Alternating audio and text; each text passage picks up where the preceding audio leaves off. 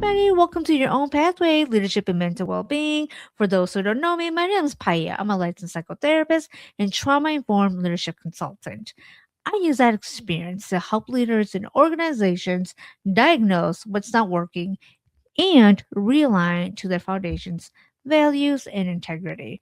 Because leadership isn't just about performance, it's about how systems impact people. So let's own it. I hope you all are doing well. And today's episode, I want to focus on why systems fail without a human's lens. And I recently did an episode called Same Old Shit, Different System. Yep, I did. One of the reasons why I made that episode is because one of the biggest mistakes organizations are making is trying to solve human problems without fully understanding human behavior. That's a huge part of my consulting and the work that I do, and especially my consulting framework. Because the thing is, no matter what system you're in, again, same system, whether it be healthcare, corporate spaces, nonprofits, government systems, educational, as long as human beings are involved, human behavior patterns do not change as much as people think that they do. Now, the environment may look different, aka the system. The policies may look different. The training, the work may look different. The building may look different. But human behavior responds to those systems. And actually, it is very incredibly predictable about human behavior. And that is one of the reasons why there's so many organizational change efforts that keep failing. Because organizations often focus heavily on productivity, efficiency, on restructuring, performance metrics, engagement strategies, operational goals, without ever fully examining the human conditions those systems are producing. And so, what happens eventually? The system reveals itself through people. And we see this. We see the symptoms. And this includes the turnover, the distrust, the disengagement, the communication breakdowns, the leadership instability, the emotional exhaustion. And what happens is people in those systems can no longer sustainably function inside. And yet, so many organizations still respond by asking, what's wrong with the employees? Instead of asking, what is this environment producing in people? And that is a completely different conversation right there. Organizations often misdiagnose their own problems. So, one of the things I've again learned from working across multiple systems is this: organizations often try to solve symptoms before understanding the conditions creating the symptoms. And the symptoms are usually the things that are most visible. Again, they're like the turnover, the distrust, the disengagement, the communication breakdowns, everything that was just mentioned, the low morale, and the fragmented culture. I think that's important to add too. Again, those are the symptoms that organizations can see. But many organizations spend far less time examining the conditions producing those outcomes in the first place. And because of that, organizations often respond by adding more coaching, more trainings, more performance plans, more restructuring, more. And yes, sometimes even bringing in consultants to problem solve with pressure to produce often fast return on investment ROI and quick visible improvement.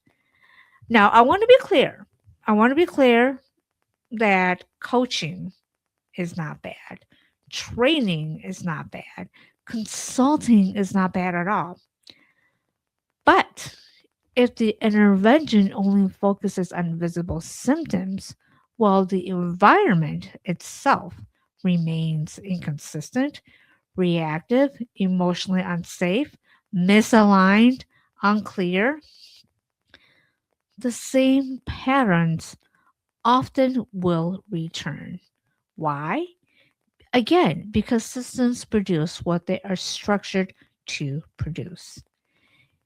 And people adapt to the conditions they are repeatedly exposed to.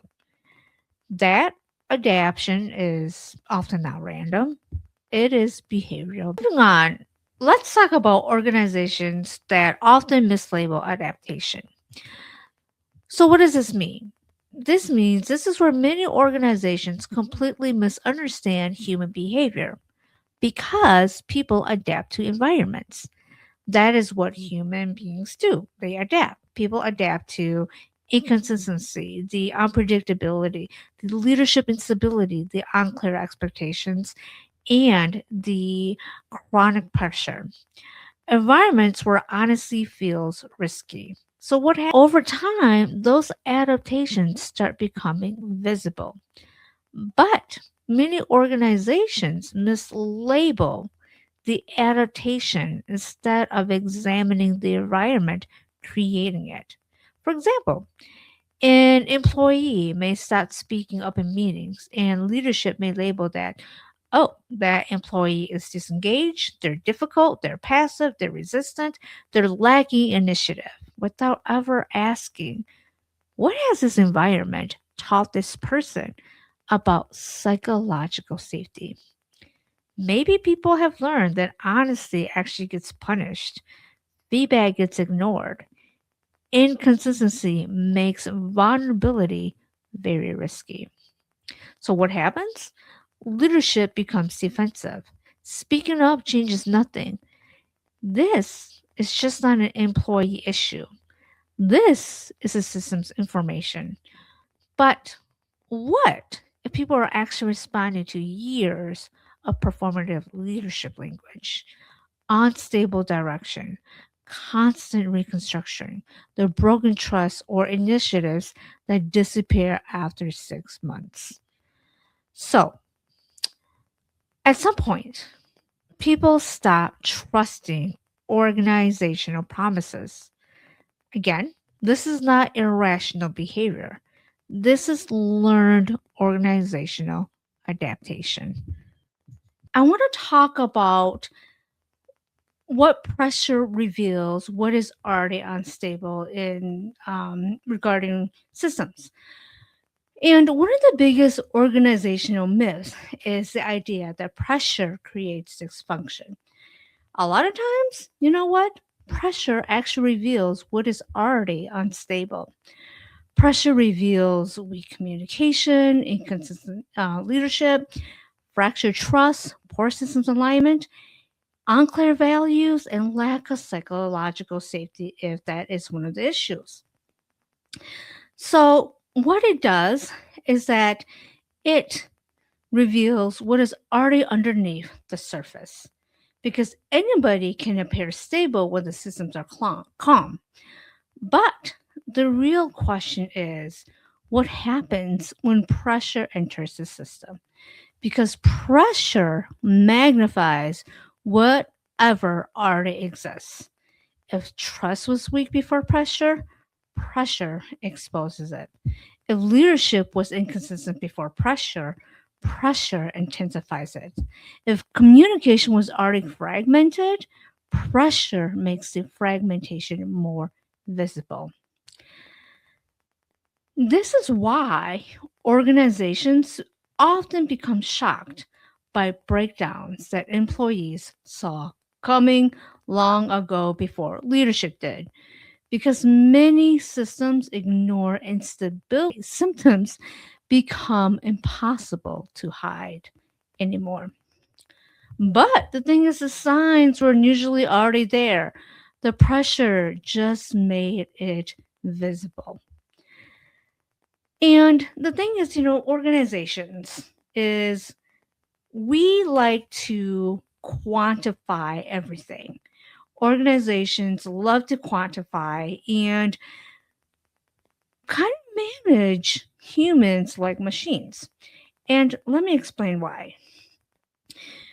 Many organizations still try to approach human systems mechanically instead of relationally. What I mean by this is everything becomes measurable, trackable, quantifiable, optimized, productivity, focus. Yes, I get it. To be clear, metrics matter. KPIs matter. Yes, I get it. Performance indicators matter. Operational goals matter. Organization needs a measurable systems. I get it. But one of the biggest, again, mistakes is organizations make it make is okay. But one of the biggest mistakes organizations make is assuming that everything meaningful inside a human system can be fully understood through numbers alone. Because human beings are not machines. Okay. Some of the most important organization realities are difficult to fully capture through metrics alone. Things like trust, psychological safety, emotional sustainability, leadership integrity, fear dynamics, and whether people actually feel safe enough to function honestly inside a system. Those things deeply impact organizational outcomes, but many of them are not easily reduced into a spreadsheet. And a lot of workplace environments become so focused on measurable performance that they stop examining the emotional and relational conditions underneath the performance itself. As I'm talking about KPIs and spreadsheets and numbers, I think about this even in my own work as a therapist. In mental health, we use assessments, which of course is very important to capture what people are feeling. And we use tools like the PHQ, the GAD, the symptom scales, behavioral screenings, and yes, all those tools matter. They help provide information. They help identify patterns. They help us track symptoms and functioning over time. But as therapists, we also understand something. Those assessments are giving us a picture, not the entire picture, because two people can have similar scores while experiencing completely different realities underneath the surface. And that's why good clinicians do not just look at the numbers. We ask questions, we clarify, we explore context, we examine meaning, we try to understand what is happening, why is it happening, what the person is carrying, and what the environment they are functioning inside, and what may not immediately show up on paper. I think about KPIs and organizational metrics in a very similar way. Yes, the numbers matter, but numbers alone cannot fully explain the emotional, the relational, and psychological realities underneath organizational behavior. Yes, a KPI may show declining performance, but it may not show fear, the distrust, the emotional communication breakdown, or people adapting to environments that no longer feel sustainable. Because metrics tell you what is happening, but they do not always tell you why it is happening.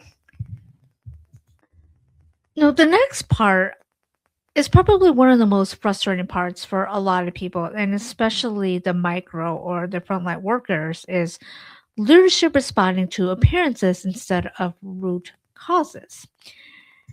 So, because organizations ignore context, they often misdiagnose the problem itself. When systems misdiagnose problems, they often move in the wrong direction or organizationally.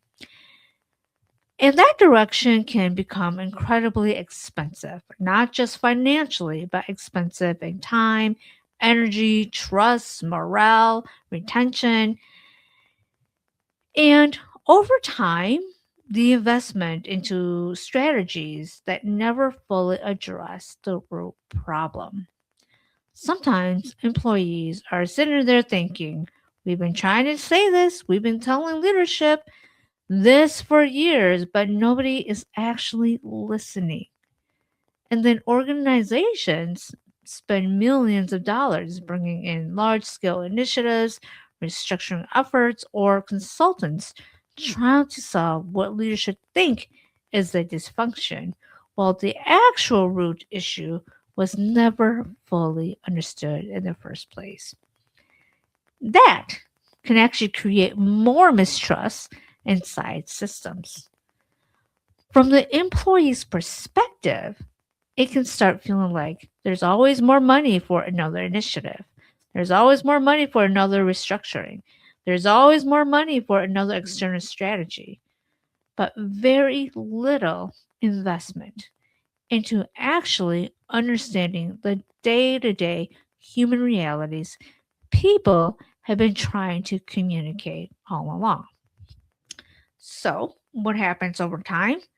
That disconnection can deepen the distrust, the cynicism, the emotional disengagement, and the belief that leadership is responding to appearances rather than root causes.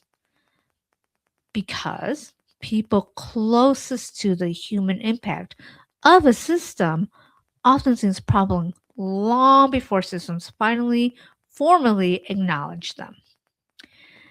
And one of the reasons why I approach systems is more holistic. My consulting is I look at holistic, not the H like health wise, but whole like the whole system.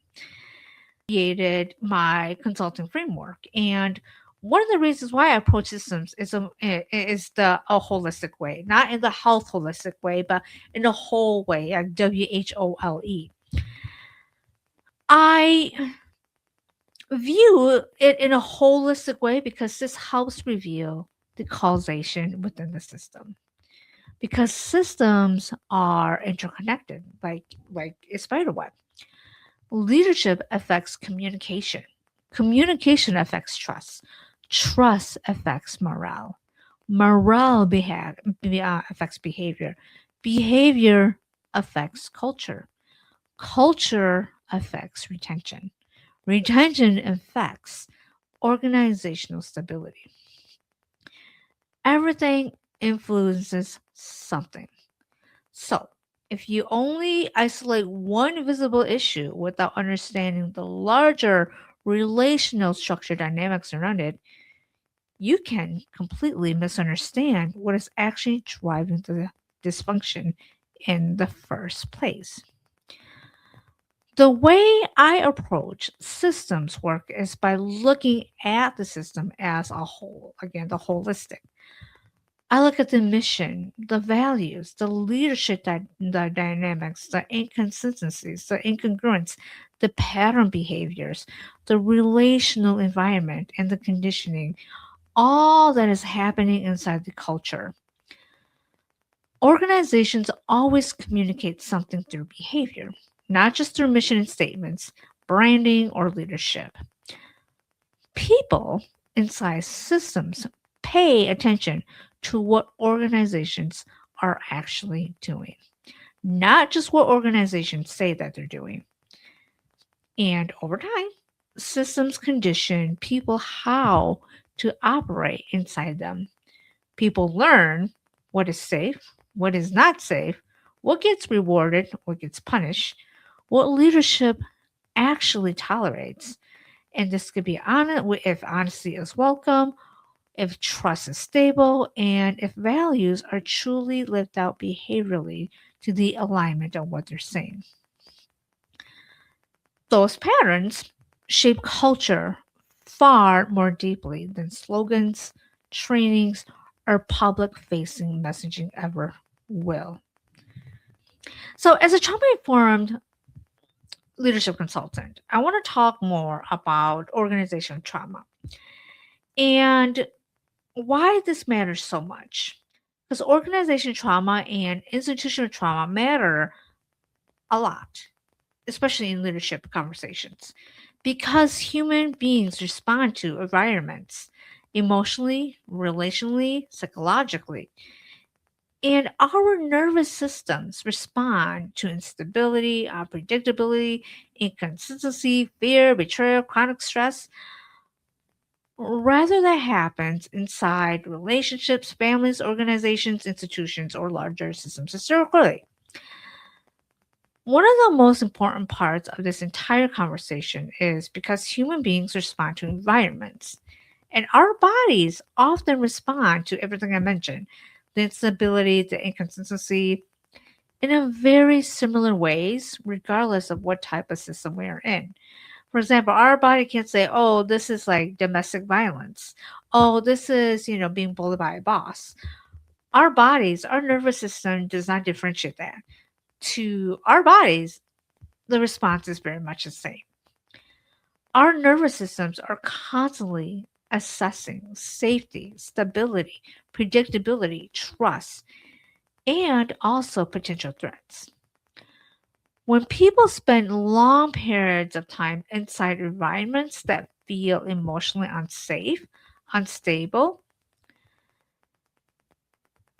it becomes psychologically exhausting. So people adapt, not because they are weak, not because they are bad employees, not because they lack resilience, but because human beings are biologically wired to adapt to survive environments. People become hypervigilant, distrustful, emotionally exhausted, guarded, disconnected, hesitant to speak honestly, and often are fearful of making mistakes. Because all of this is survival responses. They're just trying to function inside the environment. Sometimes workplace environments, can condition fight responses, flight responses, freeze responses, and even fawn responses. Again, not because they are irrational, but because people adapt psychologically and physiologically to systems that no longer feel safe to them. Organizations sometimes underestimate how deeply environments condition people over time, especially when employees have spent years learning that inconsistency is normal, leadership changes direction constantly, communication is unreliable, trust is fragile, or that emotional safety disappears under pressure. And that is why rebuilding trust inside systems requires far more than announcements and slogans or rebranding efforts. Trust repairs what happens behaviorally over time. Systems have to build credibility behaviorally, not rhetorically. So, in closing this episode, organizations are not machines. They are human systems.